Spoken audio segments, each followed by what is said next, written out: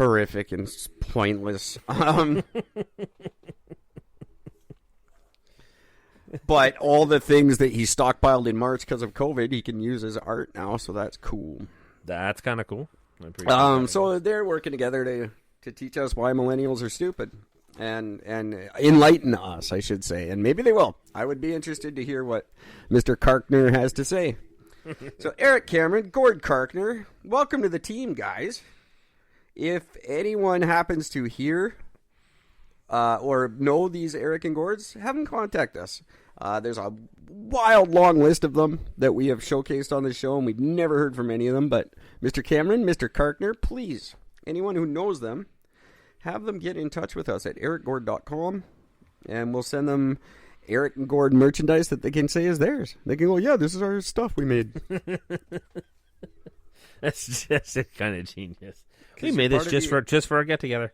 You're part of the Eric Gord Club now. It's a good club. There's some good people in it.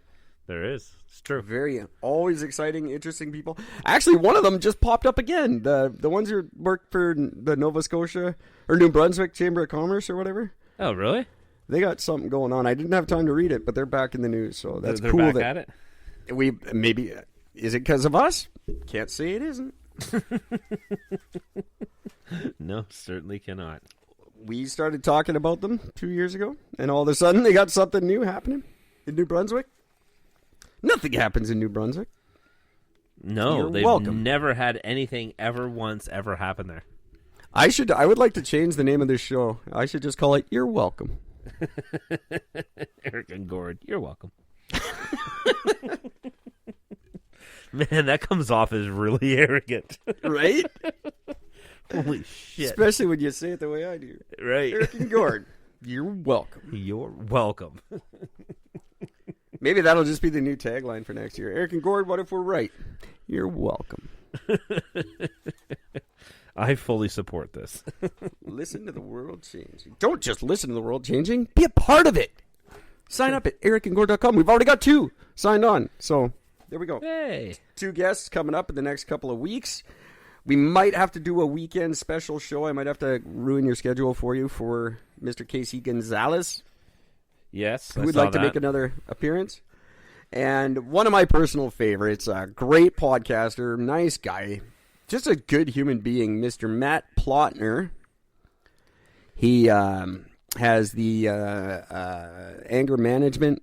He's got a podcast called That Anger Management Crap, which he takes very seriously. He had anger issues in the 90s, and he has since dealt with them, and is now a counselor, an anger management counselor. And it's a very good podcast. He helps a lot of people, actually. Anyone who listens to Eric and Gord and maybe gives a crap about me might remember I did a podcast with him some time ago called Is It Philosophy? Yes. And I think that's what it's called. Yeah.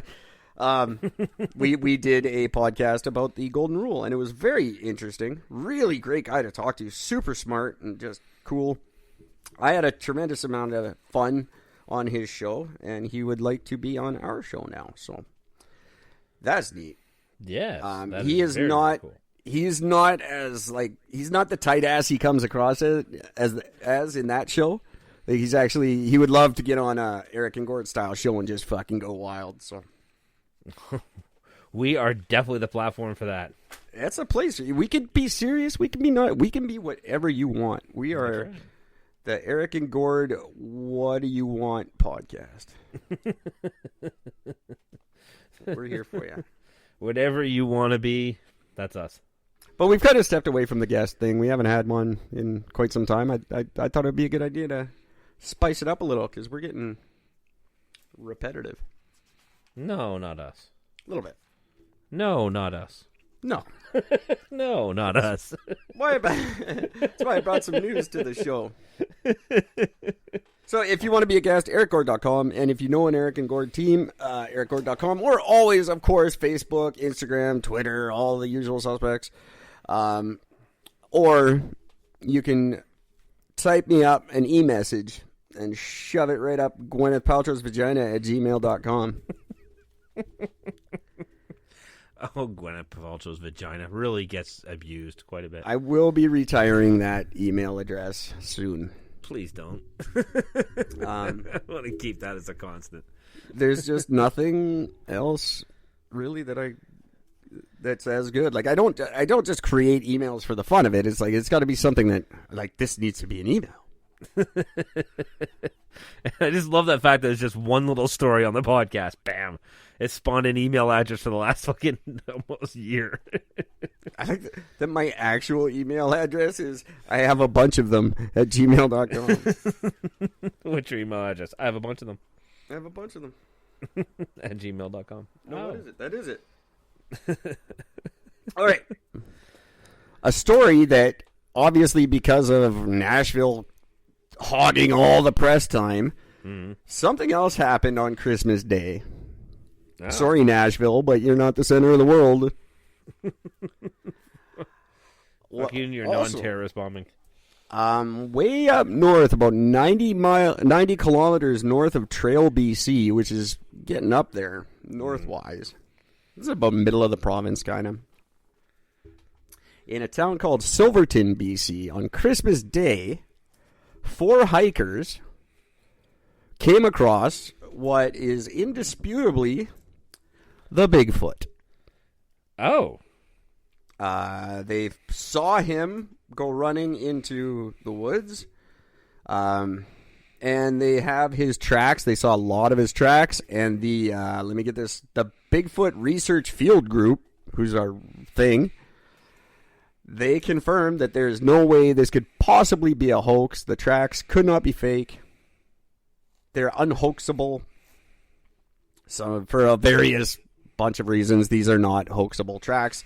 They are legit Bigfoot tracks. So these 4 hikers, Christmas Day, were out enjoying a Christmas hike, saw Bigfoot, and he was up northern BC. Now, just this past Wednesday, the Washington State Department of Transportation cameras caught the creature crossing the border into Washington. What? So he's on camera. Obviously, he was heading south when the hikers saw him, and he has now crossed into Washington State. The Department of Transportation has him on camera. The video is being analyzed to make sure it's not a tree or a beaver or a car or a guy in a hoodie or any number of things it could probably be.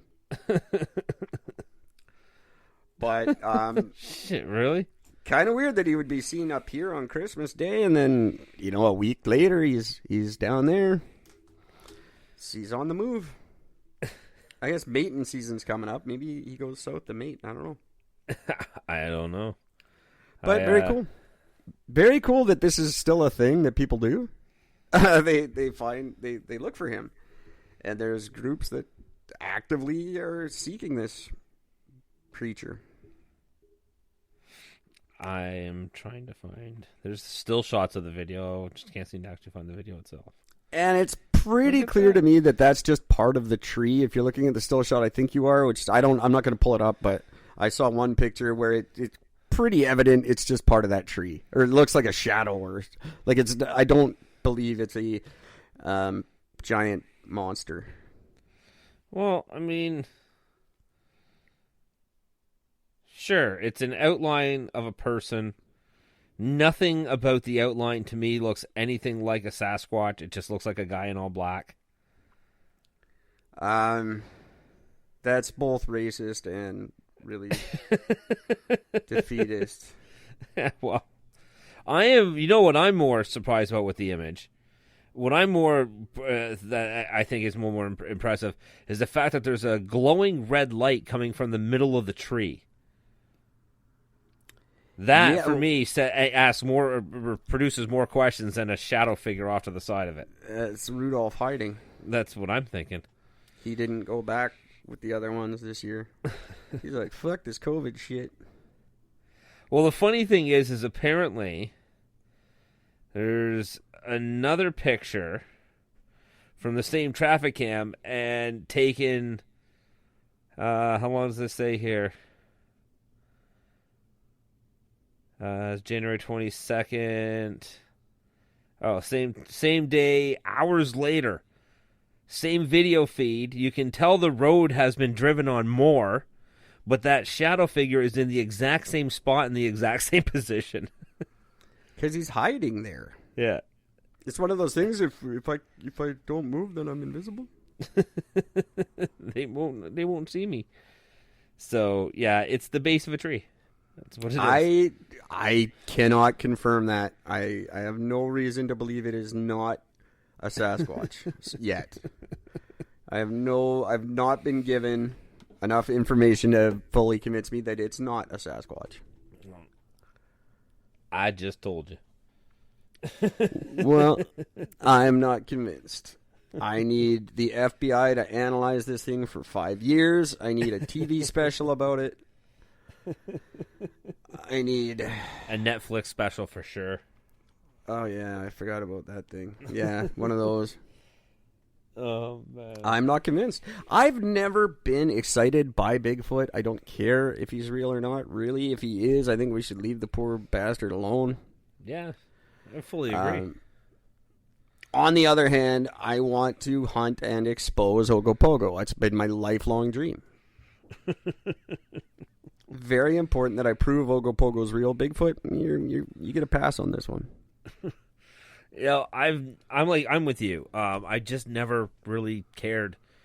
So there's a giant hairy creature that walks around in forests and avoids people. Good for him. Yeah, he's doing it right. You know what? I bet you he motherfucker don't got COVID. I'll tell you that much.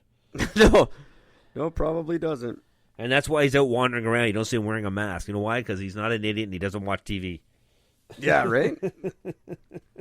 There you go. Way to go, Biggie. You get to be you're the new Biggie. You're the new Biggie Smalls. You're Biggie Feets. Biggie Feets. Biggie Foots. Biggie Foots. I like him. He's a good... Hey, speaking of the rappers, I wasn't going to bring it up, but Dre's all in court again. After his aneurysm, the divorce hearing just isn't stopping. Oh, man. You'd think she'd give him a bit of a break on that one for a few days. No, he was very abusive, and he gets no breaks. Oh. He chased her around in the 90s and early 2000s, I guess, and hit her or something. Said he was going to hit her. Mostly said. It was mostly verbal. And he will pay half of his billions and billions of dollars. Ah, well, he has that fucking clause he got. He made her sign before they got married. That he claims that he was forced to make her sign it by his lawyers and everybody else in the music industry, sort of thing. Told him, if you don't do this, you're fucked. You got to do this. And then apparently it was like X many years later, he ripped up his copy of it, saying this is no voice. He ripped up his copy, but you know the fact that his lawyer still has the copy. Well, it doesn't seem to be doing a hell of a lot of good in court because he's not winning. No. Yeah, but he's home now and he's doing better. Well, I would say he's not doing a lot better. He's got a huge net worth, and man, I hate to see her have to get it all. If you get married, don't invent shit afterwards. Don't make a mediocre headphone and sell it to Apple for $1 billion. Because she will get it. She will just get it, whether she did anything in her life or not. Now, I don't know if this woman contributed in any way whatsoever to his fortune. My gut tells me probably not. It's like Jeff Bezos' wife, who now gets $100,000 a day or something stupid. She had nothing to do with his money. She didn't make his money. She didn't help with the company. She didn't fucking deliver packages when it was just a tiny little book thing he ran out of his garage. But she gets half. That's how it works. Yep. So I've gotten accustomed to a certain lifestyle. So, well, now you've lost that lifestyle. That's what getting divorced does. I got accustomed to having a wife that bangs me every night because I'm a billionaire. It's just, I've never understood that I can't get over that's an argument that is allowed. That should be an argument for me not being homeless. Well, I've become accustomed to this lifestyle now. You can't just throw me out. Of course they fucking can. That's not a fucking argument in any other realm of the world. That's No. a stupid goddamn. Well, I'm accustomed to this. Well, you don't have it anymore.